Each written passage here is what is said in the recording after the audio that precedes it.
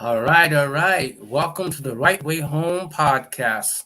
Great to see everybody here today. It's going to be such a special day. Happy. Have a nice guest that I haven't seen in a while, and I will definitely let you know a little bit more about her. I am Paul Osborne, your host of the Right Way Home podcast show.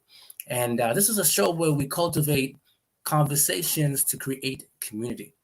In other words, we're using culture, and for those who are using culture themselves in their practices, whether it be rites of practice or community development or youth development, but they're using African-centered practices that take us back home, to culture and have that very special connection. As mentioned before, today our guest will be Kamilah Clayton. Very, very happy. I'll let you know more about what Kamilah does in a moment here, but I have a few community announcements that I just want to share before we get into the conversation.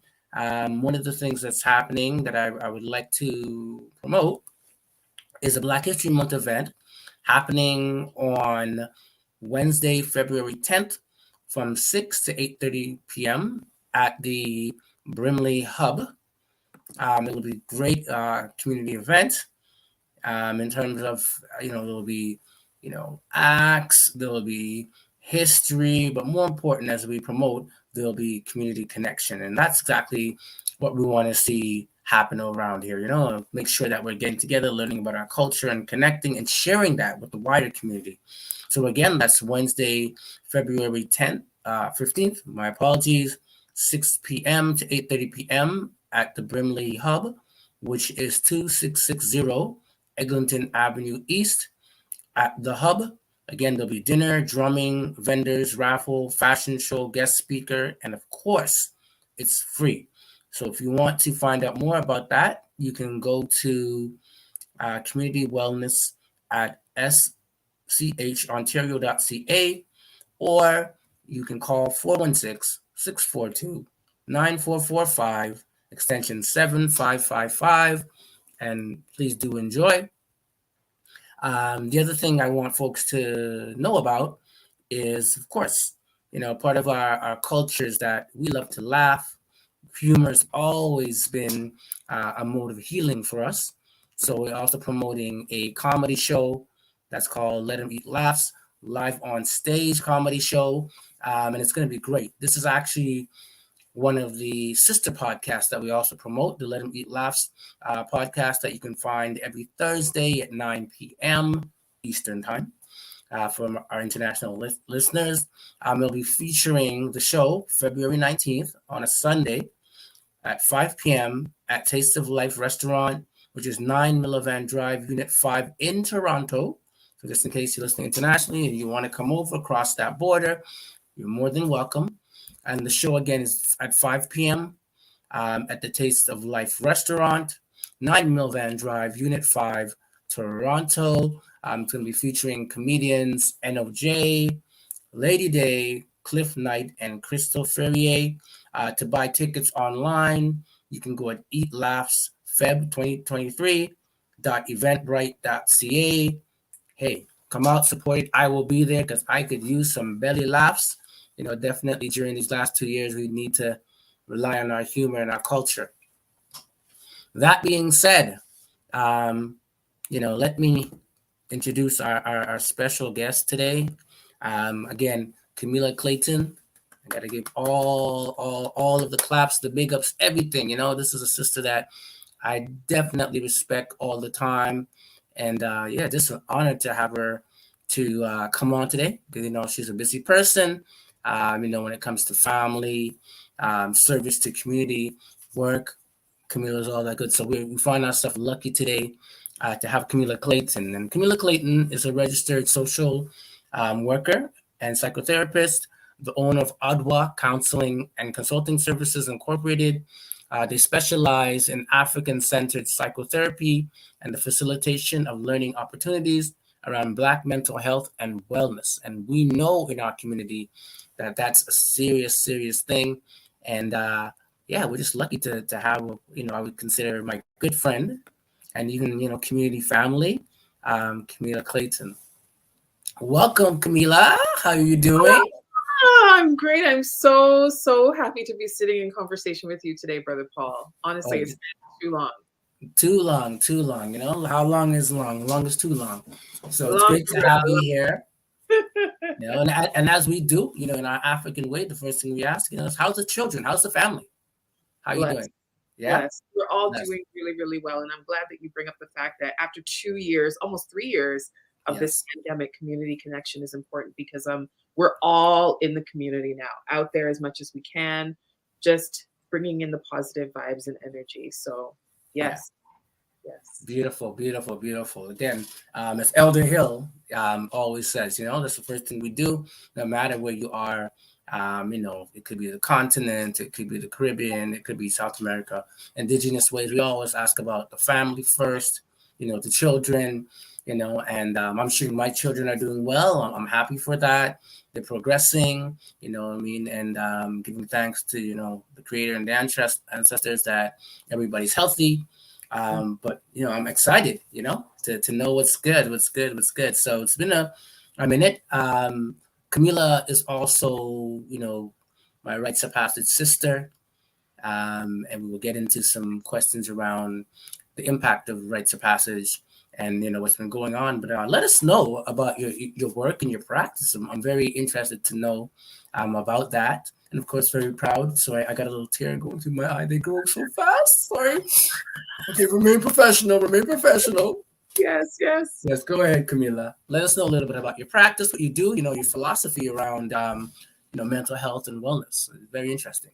Yeah. So right now, I'm doing a lot of work in the Black mental health space. So, as you said, I have my own private practice, created my own modality to center our stories, our experience, our history, and connection to the land and the ancestors so that when people come into the therapeutic space that I've curated, they don't feel like it's this cold, clinical distance place. And people have Mm-hmm. described my therapy style as like having a conversation with a family member or a sister who you also know is not going to chat your business because they can't. So there's that Important. bonus, Important. right? Important. Yeah, exactly. All right.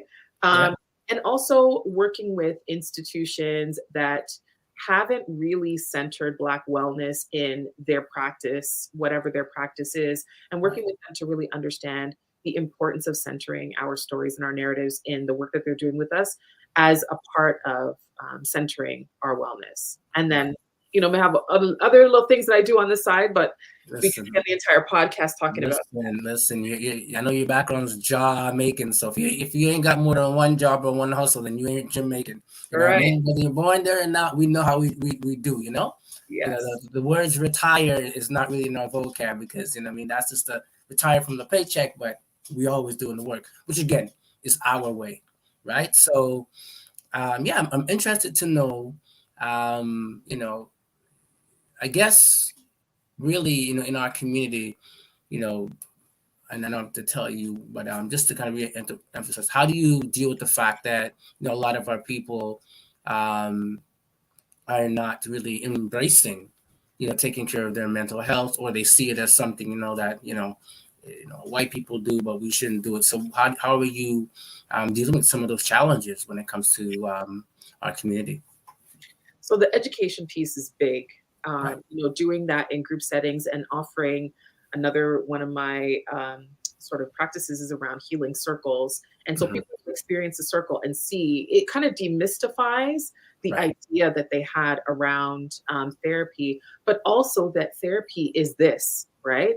You Hmm. mentioned after in the beginning, therapy isn't just sitting in front of a clinician in an office. So I've even taken therapy to the park where we're walking or we're sitting and we're talking about our experiences in conversation.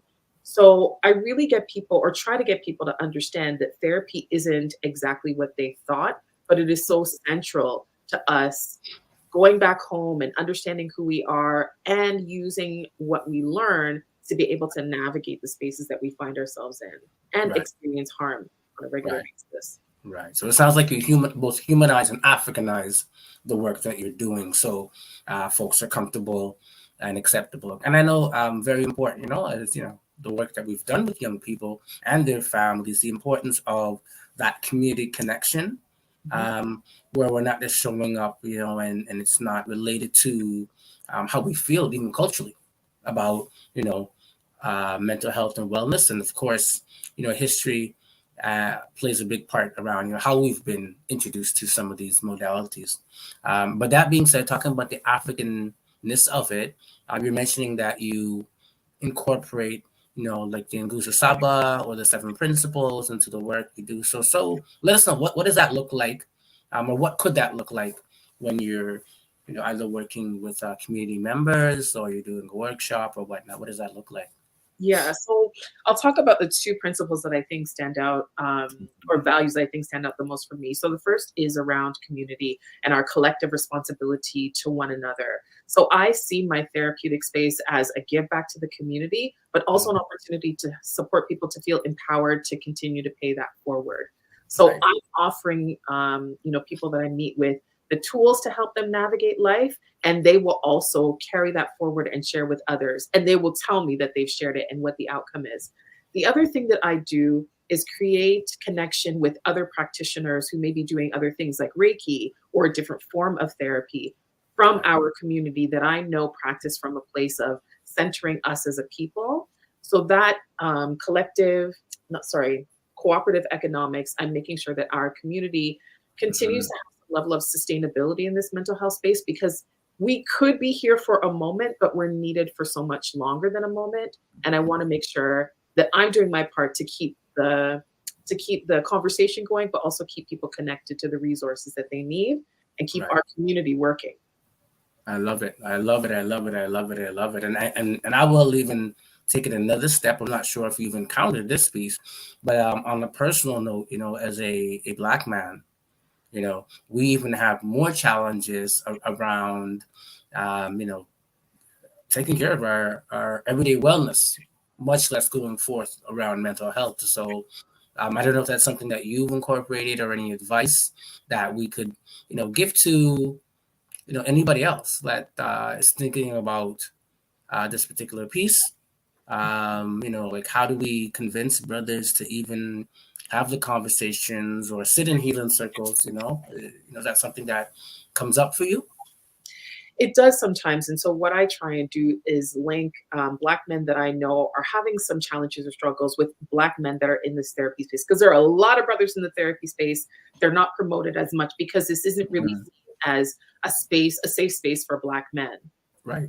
And I also talk to them about the fact that they're already likely accessing a therapeutic space in the barbershops where they're having those conversations and getting, Mhm. the nurturance that they need. And so it isn't a far leap to then talk to somebody else about what you're experiencing. And the other thing that I try to do is get them to think about how they are walking this script of what a Black man should be in this world. Mm. And that Right. script isn't necessarily aligned with who they are and Right. who our Black men were historically in our community. Right. And once they start to open up their mind to that, it's still a difficult path, but it's not as challenging. And there aren't as many psychological barriers to them accessing the support. Right, right. I love it. I love it. And I've had the same experience. I find that often, um, you know, with black men, they're more receptive, one, to somebody of their culture, in the community. But even the next level, if you could find a black male that can connect with them, then they definitely would do that. So that's a wonderful thing. So, um, outside of that, are there any endeavors you're involved in right now, whether volunteering, community, or things you want to promote that you want to share with us today? So I don't have time to do a lot of volunteer work because the other thing that I do, me, I'm a 10 job. Yeah, Um, yes. I am in school, so I'm doing my PhD in social work. And what I'm doing there is looking at humanizing Blackness, so humanizing us as African descended people, Love it. and taking what I know from a knowledge place and a theory place and applying it to the education system, where our children first learn that Right, or sometimes first learn that Africa is this distant place that they are not connected to, and it's this primitive, like all of the things, right? right, So I am trying to create connection between our humanity and the continent and bring all of that together for young people so that they can more deeply identify as African descended people and feel proud of it, right, and then right. engage in learning about the continent and our history. I love it. I love it. I love it. I love it. Which is important. You know, again, it seems like a simple thing, but I'm glad that you're taking on that work. And of course, we offer any of our service and support to that work that you're doing, right? So I'm gonna, let folks know. I'll try to share my screen here. I'm not the biggest expert, but technology is technology, and we gotta get with it. But really, to kind of, I'll share your website here for folks to see. There you go. So ADWA Counseling and Consulting Services, adwocc.com. And then, if you want to, book services or find out more, because sometimes it's about having that conversation, Mm-hmm. and, figuring out what's there. So of course, the lovely Kamilah. But again, for folks, my employees, especially in our community, right, to really um, take advantage, for lack of better words, of the supports, and that's something I share, with my children or young people that we work with, elders, parents around, there are people in our community that are out there for the supports, but we really need to best of our advantage, kind of take care of our mental health and connect with folks like that. Mm-hmm.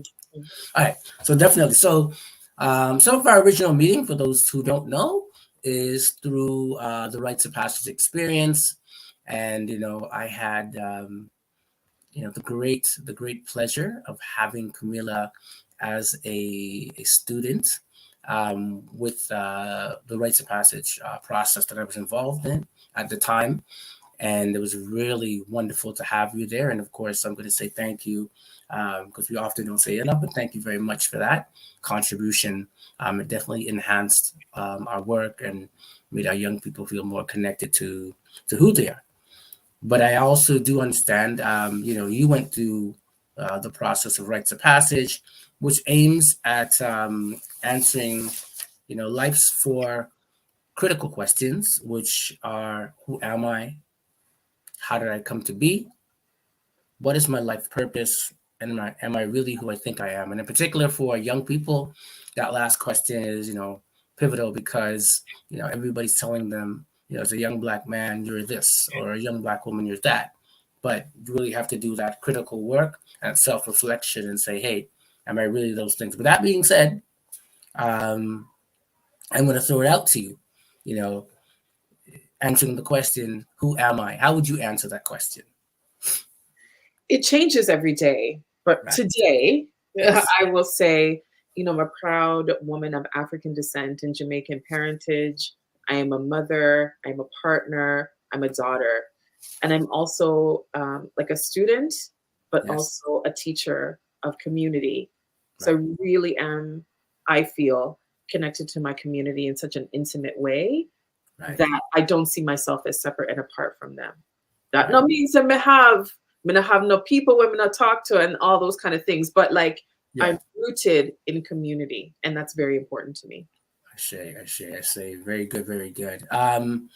So, I mean, as part of that, I love the fact, that you're including it, that you're a mother, and you're in community. And again, there's levels to it. And we all, like you said in the beginning, sometimes that shifts, right? But it's not even about the answer to the question today, but the continuation of keep asking yourself that question: who am I? So, of course, I'm gonna come and see you as you are. So I'm gonna ask the second question to you: how did you come to be? So, who was Kamilah before you intersected with this thing called rites of passage? Mm. I mean, like, how would you kind of like look at your journey, and even before you became who you are, professionally, you know, and who you are today. So, what was your path like? My path was definitely not, a direct one. Lots of twists and turns, and I Mm-hmm. would say, my life prior to rights, really, I always had a sense of who I was as a Black girl and then a Black woman. Right. Um, I thank my parents for that. I was very connected to my Jamaican parentage, Right. and on some level understood that I was an African descended person, but didn't really understand what that meant and didn't really have a close connection to the continent. And Right. so my journey really was informed by my parents, and I have a huge family, so it was informed by them as well. And then the community around me, not just, people from within our community, but, teachers, coworkers, all of the people who in some ways affirmed who I am as a Black person, even Right. though I knew on a certain level that it needed to go deeper than that. Right. Definitely. And I have a similar path as well. So, what made you want to get into, I guess, your stream of being a social worker and psychotherapist? What would the catalyst? What kind of led up to that? So I had certain skills in terms of connecting with people and talking to people and offering guidance in certain situations. And so my mom actually recommended that I get into social work. At the time, I was in a completely different program, and I was like, "No, I'm not doing that." Yeah. Feel like your parents don't know better than you. Yeah. And then 4 years later, I'm in a social work program, and it just felt so natural to me. Yeah. I always knew that this was never just going to be a job or some letters behind my name. I always knew that whenever I came out, I would be doing work in service of our community or in Right. benefit to our community. And so, yeah, I knew that I had a role to play and that Right. this was the path that I could probably best do it in. Right. And it's that knowing, right? The knowing is there, right? Just as important. So I mean, that connects us to the next question. And even though you've touched to it around what is my life purpose, because it seems like in self-reflection, you've known it's been there, and that's what I love about rights, because it pulls that aspect out of us to say, you know what, yeah, I really was on this path all along. So is there anything in your rites of passage experience that enhanced or allowed you to, know what your purpose was even more deeply? Yeah. So the rights, I'll probably take it a little bit further back. The rights process for me brought me home. Mm, So it really allowed me to feel in my bones a right, connection to the continent and a connection to the ancestors and a connection to nature. Like all of the things that historically we have been told and reinforced that we are not to have connection with because, duppy worship and all them kind of something that yeah. brought me back to the place where I felt the most safe, the most affirmed. And Mm, from that, I realized that I could use my own experience as well as what I felt at the time was my purpose in social work to right. bring other people or help other people find their way back home. I see. You said the word home. Well, that gives us a nice segue to let people know again. This is the Right Way Home podcast. Um, Again, you can find us at Right Way Home on YouTube, or you can find us on the Facebook, ENSA CC. Again, these are conversations where we cultivate community, we enhance culture and that connection. And we're going to just kind of play a little bit of our theme song by GQ Flacco, which, self promotion, happens to be my son. So he's the second best rapper in the house. But I'll play a little bit of a little music. Won't play the whole thing. But Took us away from our culture, put us in competition. And I advise you to stop the dissing and stop and listen. I got a family across the water, don't know I'm missing. The man took my motherland and told her I was different. Now we don't got one plan, we just got hella missions. We supposed to multiply the wealth, but got so much division. They took our ties and cut deep, no this ain't an incision. This shit more than skin cut diasporas for poorer decisions. Good riddance, I'm leaving here with a rope. Trying to find the other half, and all I got is hope. Left home on a boat, but wasn't set to stay afloat. Trying to drown me in stolen lands, and you telling me to cope. And if you take E out of that C, one of those heaven I might see after that. So let's make a plan, wanna be free where I'm at. In the motherland, we need unity, that's a fact. Can you take me back, back, back, back home? I wanna go back, back, back home. Can you take me back, back, back, back home? I wanna go back, back, back, back home. All right, again, that was GQ Flacco, second best rapper in the house, but we won't go there. But yeah, but as we talk about home, right? And again, home being whatever place that makes you feel, safe, connected, when it comes to culture and whatnot. So, again, what does culture mean to you? And, what does culture mean to you? Well, first of all, before I answer that question, that track was nice. And I'm very disappointed. This is the first time I'm hearing it. I mean, listen, that's why you got to come on the show. yes. You got to come on the show. That you know what I mean? It's only for the initiated ones like Kamilah who get to hear it, right? In the class. So that's for you. Yes, I love it. I love it. So culture to me are the practices that you engage in on a daily basis. Some of them intentional, some of them are so unconscious because they're just a part of who you are. But the practices that keep you grounded in your values and your identity. And so for me, if I take a kind of a look at my life pre and post rights, the culture was really Jamaica. The culture was hip hop. The culture was a fusion of Jamaica hip hop and being here, on the stolen lands that we have the privilege of occupying. And then post rights, I brought in more Africa. I brought in just sitting in stillness and thinking about reflecting, meditating on what it means to be here and what it means to be able to fulfill the dreams of my ancestors through my work. Shay. Yeah. Sorry. Getting deep on a Sunday. Getting deep on a Sunday. I said, John Croner work on a Sunday. A lot of matter. Kamilah. You don't know that. You work every day. Works. All right.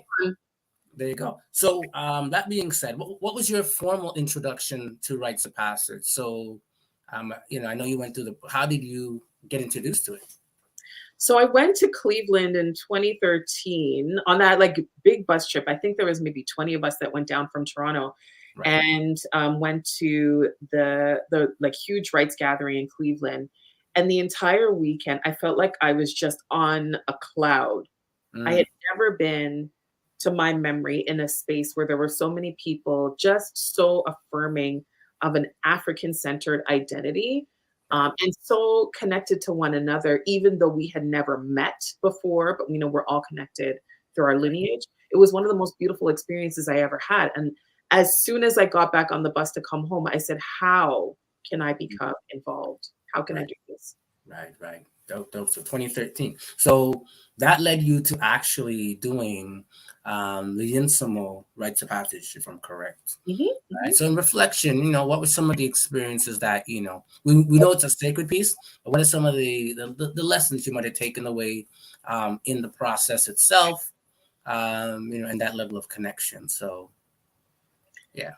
Yeah. So without giving anything, because everybody has to do rights, and I don't want to give away too much. Yeah. For me, it was the intentional pauses, the intentional reflection, the intentional connection through pouring libation and standing and sitting outside with who we are, really taking us back and stripping away all of these things that we can purchase in a store that make us feel like that is who we are, and it's not. And also the fact that we always, we gathered and we showed love and respect in ways that, for a very long time, I thought only happened in your blood family, you know? And so I think this intentional building of community, intentional connection with the ancestors, intentional connection with ourselves, really, really deep. Because there were some weeks where they pushed me hard, and I went home. It ain't easy. It's not easy. Right? Not at all. So it pushes you to really dig deep. Right. And unlearn so much of what you thought was your path. And it really wasn't. It was something that somebody gave to you. And it's easy to execute because everything around it aligns with that path. But sometimes you have to go against the grain to find yourself. This is it. All right. So, so in terms of African-centered principles or rights principles, how do they show up in your life? So, family,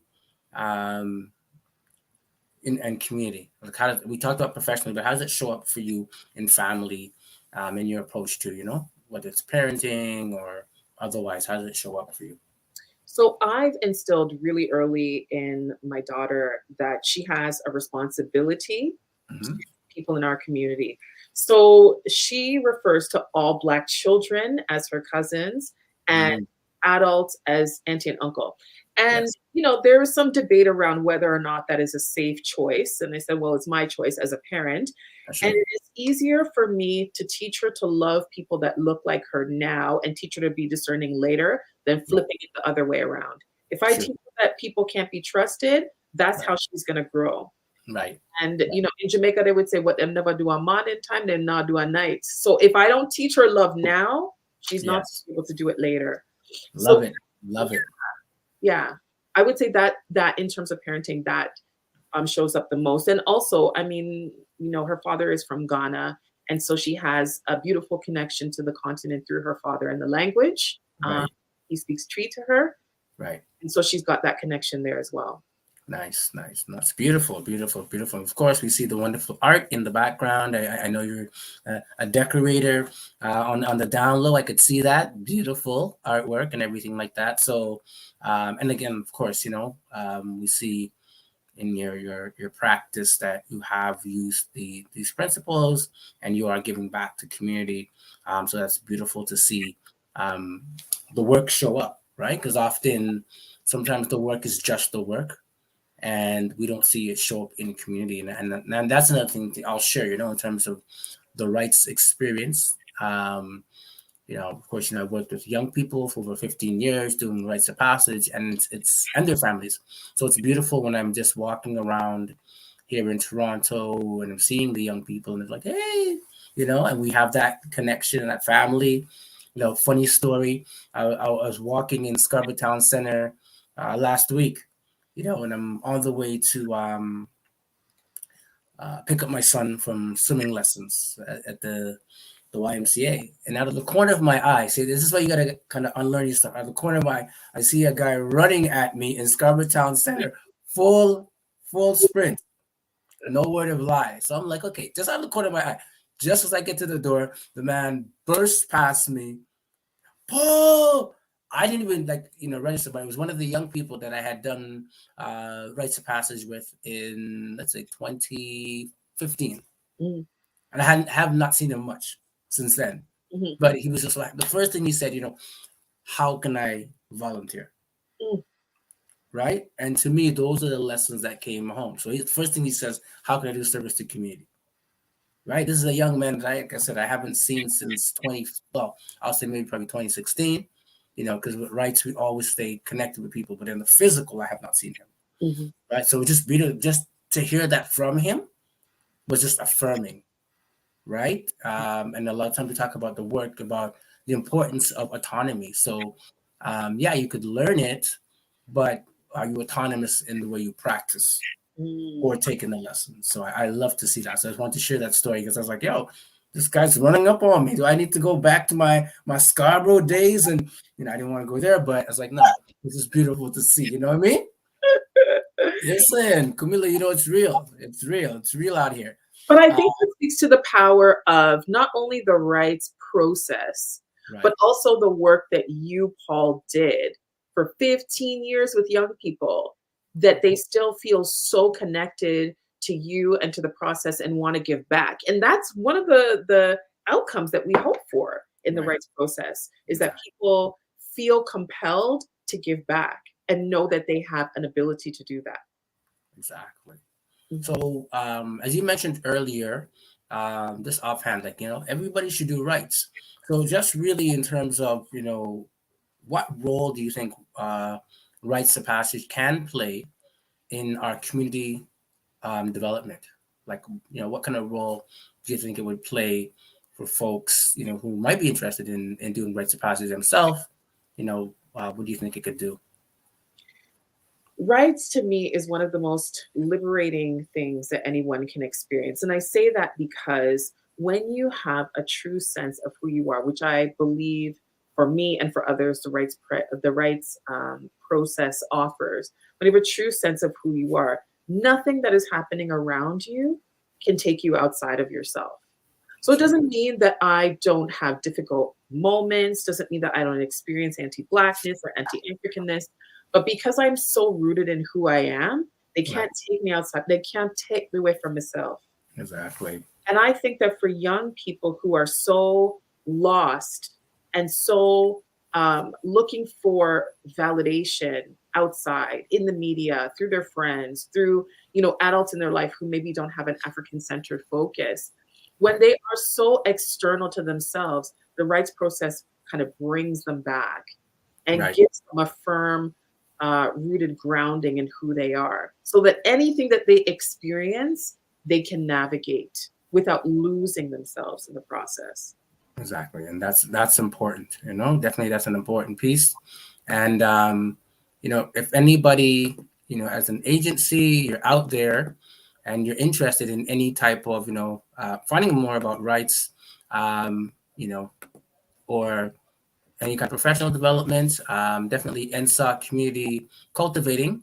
The services are around supporting any type of, professional development, program development, speaking and engagement workshops, organizational training, and all this has to do with using African-centered and rights principles. So we definitely want people to connect with NSOC Community Cultivating at nsacommunity.com. Again, we'll share all of these things in the broadcast, but definitely, I think it's very important that we promote, the rites of passage work as it is, and definitely continue it in community. So, outside of that, I also have to ask an offhand question. What is your favorite Jamaican Sunday morning breakfast? Come on, you know the answers to this, Paul, because it's if you're a real Jamaican, if you're a real yachty. All right, I want to hear. It's ackee and saltfish. Okay. If you eat saltfish, if you don't, ackee and veg. This is it. Wild dumpling. Yep. Maybe a fried dumpling. Mm-hmm. And some cocoa tea. Uh-oh. For Canadians, hot chocolate. Yeah. This is about culture. We gotta go with that cocoa tea, that nice oily skim on top. It ain't cocoa tea. You know what I mean? Beautiful. And if you don't have flour, you can have some bread. It's cool. This is it. It's cool. This is it. Yeah. That's the breakfast. So, again, we're looking at doing different things and maybe chefing up. Maybe we'll have a breakfast meeting next time. We can eat and talk. It won't be too much, or people can just watch us eat. Maybe that's it. You know what I mean? I love that. You know me and food. I love it. This is it. Food and rights go together like this. We always let people know, right? Because that's another critical component always, that we're always sharing food and breaking bread, because that's natural to our culture. Mm-hmm. That's where conversations happen, where we can really, have our indaba or serious conversations around that piece. So, outside of that, is there anything you want to let us know that's coming up for you? And how, again, maybe you can let us know again how people can connect with you, especially, in areas where people need that support around their wellness. Let us know what's good outside of that. I have a couple projects in the works, but they're not fleshed out, so I can't give too many details yet. But for anybody that would like to get hold of me and just talk, my email is info, info @adwocc.com. Would love to chat and break bread with anyone that wants to. There you go. It's all about that. So again, we thank Kamilah Clayton. Love, for being on our Right Way Home podcast today. Again, we're emphasizing we cultivate conversations to create community. And it's beautiful to have you back in the community, because you never left anywhere. We're always here, you know what I mean? And keeping those links. So please continue to support community, continue to engage in community. We know it's African Heritage Month, so a lot of things will be going on. And please, there's no reason not to support it, even though we know that African heritage is all year, all decade, all century, forever. But it's heightened at this time. So please, make the effort to support something that's going on. So giving thanks, praise, you know what I mean, to Kamilah. We hope to have you again, maybe soon enough, but spread the word. And we'll be announcing anything big that's going on in the community that we need to do. So on that note, we're going to go out and see you, Kamilah. Thanks again. Bless. Thank you. Blessings.